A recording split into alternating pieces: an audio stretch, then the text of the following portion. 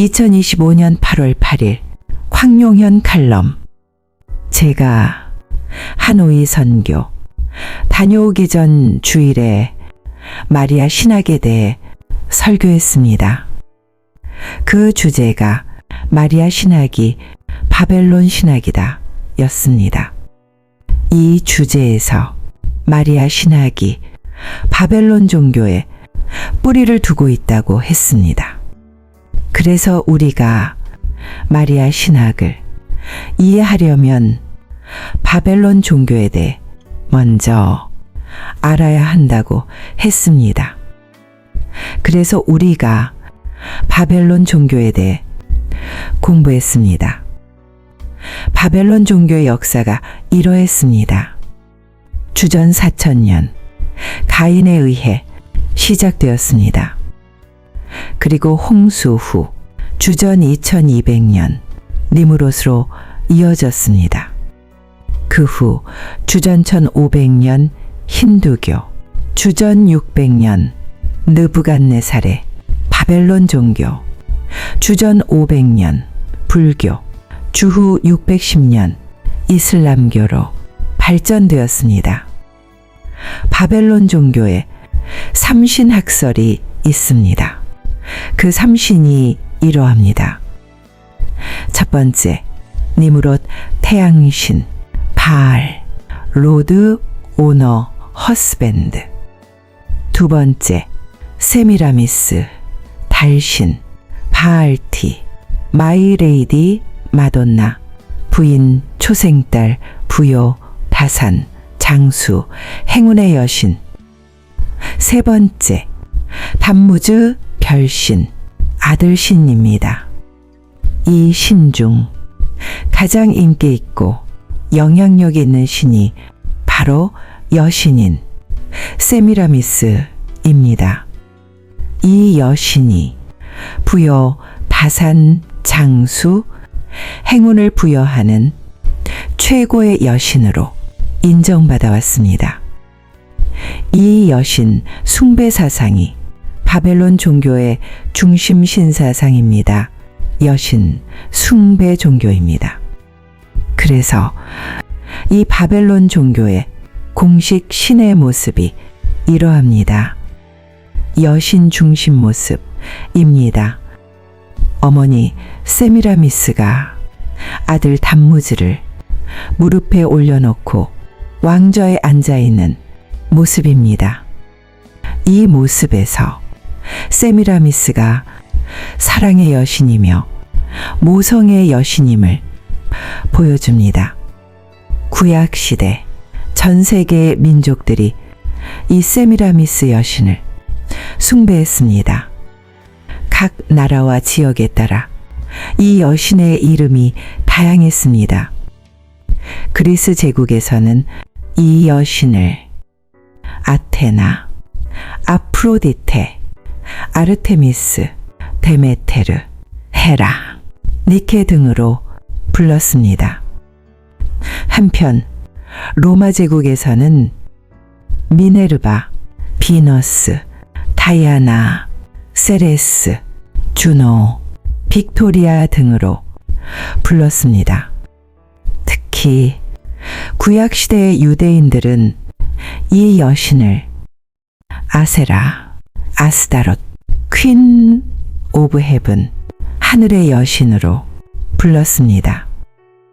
한편 힌두교에서는 이 여신을 이렇게 불렀습니다. 락슈미, 암비카, 하리티, 데바키, 마나사, 마하데비, 슈리 등입니다. 불교에서도 이 여신을 관음보살, 송자관음, 자모관음 등으로 불렀습니다. 한편 남편신 니므롯을 그리스 제국에서는 제우스와 아폴로라 불렀으며 로마 제국에서는 주피터와 아폴로라고 불렀습니다. 그리고 아들신 담무즈를 그리스 제국에서는 에르메스와 세턴으로 불렀으며 로마 제국에서는 머큐리와 세턴으로 불렀습니다. 이렇듯 전 세계인들이 이 세미라미스 여신을 최고의 신으로 모시며 그 이름을 상기와 같이 다양하게 불렀습니다. 이는 전 세계 종교가 바벨론 종교에 뿌리를 두고 있기 때문입니다. 신약 시대에 접어들었습니다. 주전 63년에서 주후 476년까지 로마 제국의 국교가 바벨론 종교였습니다. 놀랍게도 주후 30년에서 313년까지 초대 교회 기독교인들이 이 바벨론 종교의 여신 숭배에 반대했습니다.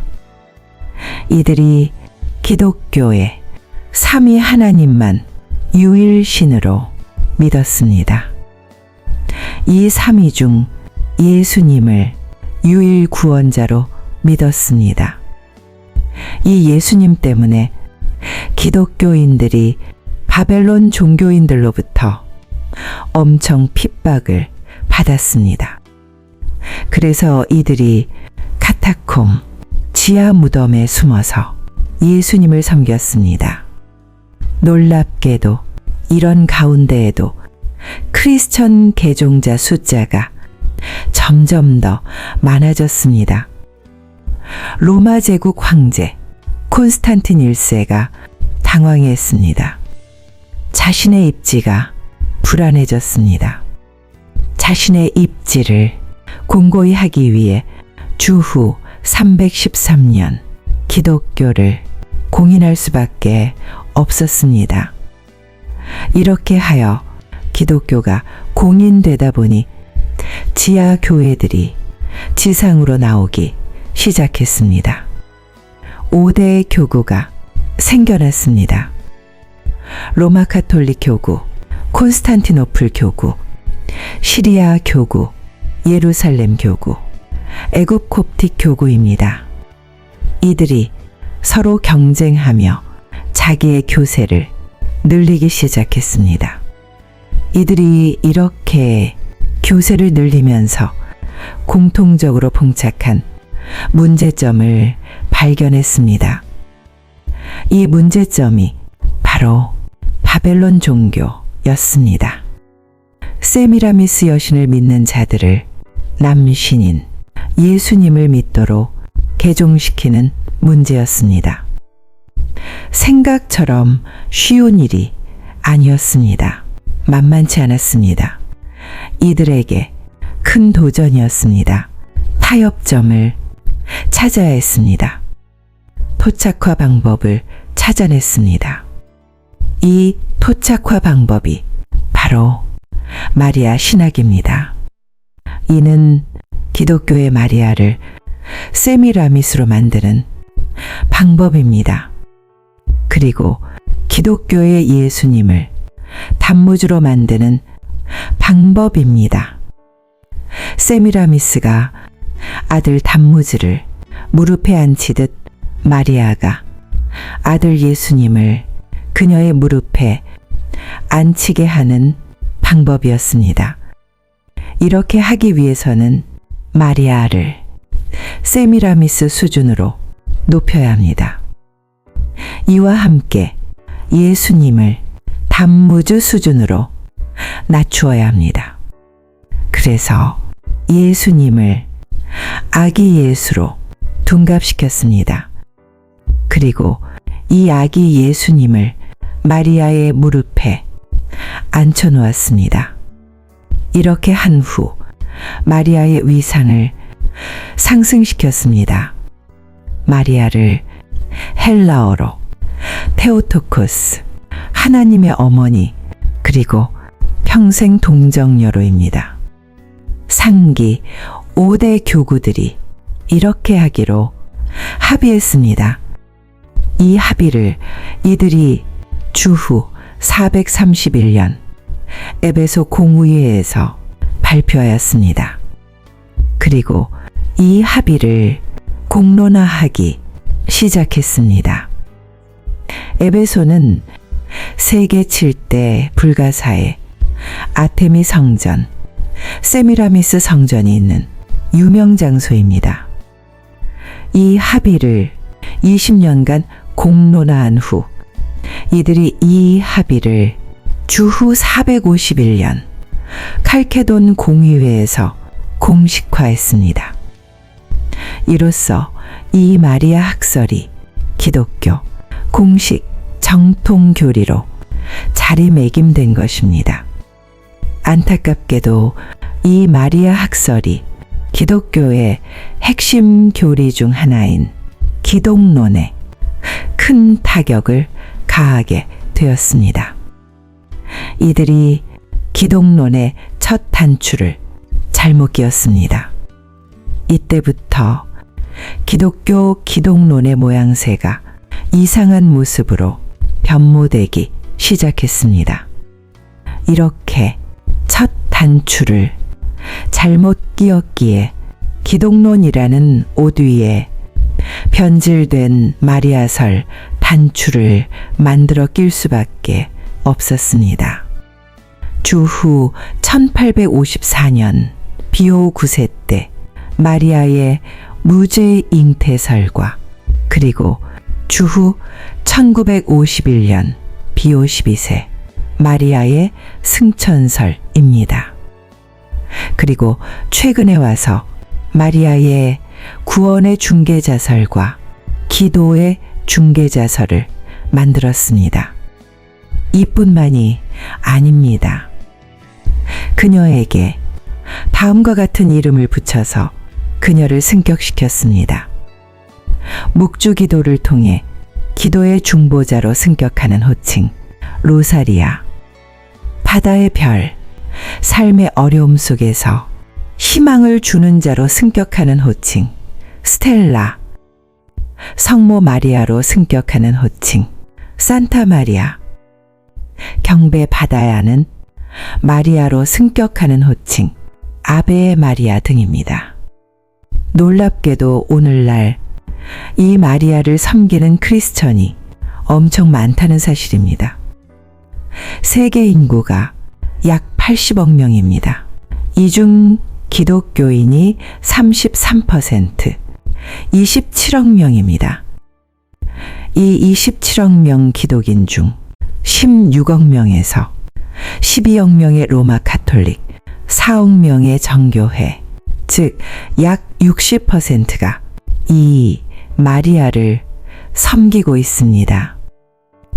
다시 말해 기독교인의 약 60%가 이 마리아 여신 사상에 물들어 있다는 사실입니다.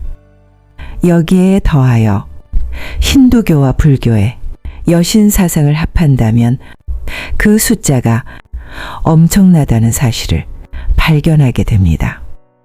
이는 오늘날 온 세상이 바벨론 종교 사상, 여신 숭배 사상, 마리아 숭배 사상으로 물들어 있다는 사실을 여실히 보여주고 있습니다. 그러면 황 목사님, 기독교 안에 있는 이 마리아 신학이 무슨 문제가 있습니까? 라고 여러분들이 물으신다면 제가 무엇이라 대답할까요? 저의 대답은 이러합니다. 이 마리아 신학이 수직 계명에 위반된 신학이다. 그리고 창조 목적에도 위반된 신학이다. 뿐만 아니라 삼위일체를 인정하지만 교묘히 삼위일체를 변질시킨 신학이다. 여기에다 기독론까지도 약화시키고 변질시킨 신학이다. 라고 대답하렵니다. 그러면 황 목사님, 더 질문이 있습니다. 전지하시고 전능하신 하나님께서 왜 마리아 신학을 허락하셨습니까? 왜 이것을 없애지 않으셨습니까? 왜 지금도 60% 가까이 되는 기독교인들이 이 마리아 신학을 섬기게 하십니까? 뿐만 아니라 왜 이 마리아 신학을 믿는 기독교인들 대부분이 종교다원주의를 선호합니까? 라고 물으시면 제가 무엇이라 대답할까요? 이에 대한 저의 대답이 이러합니다. 이 세상 7,000년이 창조 목적 학교다. 첫 6,000년이 사탄과 그 똘마니들, 두짐승이 지배하는 시대다. 상기 바벨론 종교가 판을 치며 이 종교가 기독교 복음을 변질시키려고 까부는 시대다. 예정된 하나님의 자녀들에게 창조 목적의 절대성과 중요성을 교육시키는 시대다. 역기능적 교육 방법으로 교육시키시는 시대다. 깨어있지 않으면 미혹받는 시대다. 이런 가운데 예정된 하나님의 자녀들이 미혹받지 않고 깨어있도록 인도받는 시대다.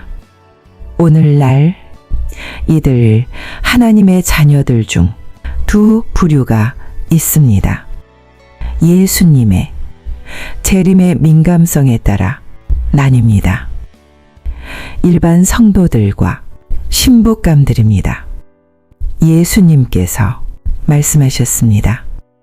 일반 성도들을 가리켜 악한 종, 어리석은 처녀, 악하고 게으른 종, 무익한 종, 염소들이라 하셨습니다. 반면 예수님의 신부감들을 가리켜 지혜로운 종, 지혜로운 처녀, 착하고 신실한 종, 양들이라 하셨습니다. 이 호칭은 예수님께서 일방적으로 정하신 호칭들입니다. 예수님의 은혜가 요구됩니다. 오늘날 이 은혜 받은 신부감 후보생들이 예수님 지상재림이 가까이 왔다고 외치고 있습니다. 6,000년이 마무리되어 간다고 외치고 있습니다. 사탄과 그 똘마니들, 두 짐승의 통치가 곧 마무리되어 간다고 외치고 있습니다. 이들이 예수님 지상재림 직전에 불못에 던져질 것이라고 외치고 있습니다. 놀랍게도 이런 신부감 후보생들에게 예수님께서 명령하셨습니다. 끝까지 견디라, 깨어있어라, 준비하라, 계속 외치라 였습니다. 다른 방법이 없습니다. 이 명령에 순종하는 분들이 신부감들입니다. 천년왕국과 신천신지에서의 통치자들입니다. 독수리 시각자들입니다. 그런데 신기하게도 이런 분들이 우리 주변에 그리 많지 않습니다. 이런 큰 그림을 보는 독수리 시각자가 아주 소수입니다. 대부분의 크리스천들이 두더지와 병아리 시각자들입니다. 이 큰 그림을 보지 못합니다. 보여주려고 해도 별 관심이 없습니다. 이들은 자신의 주변 가까이 보이는 것에만 시각이 고정되어 있습니다. 예수님의 은혜가 없어서입니다. 안타깝습니다. 우리는 이런 분들에게 예수님의 은혜가 임하도록 기도해 드려야 합니다. 다른 방법이 없습니다.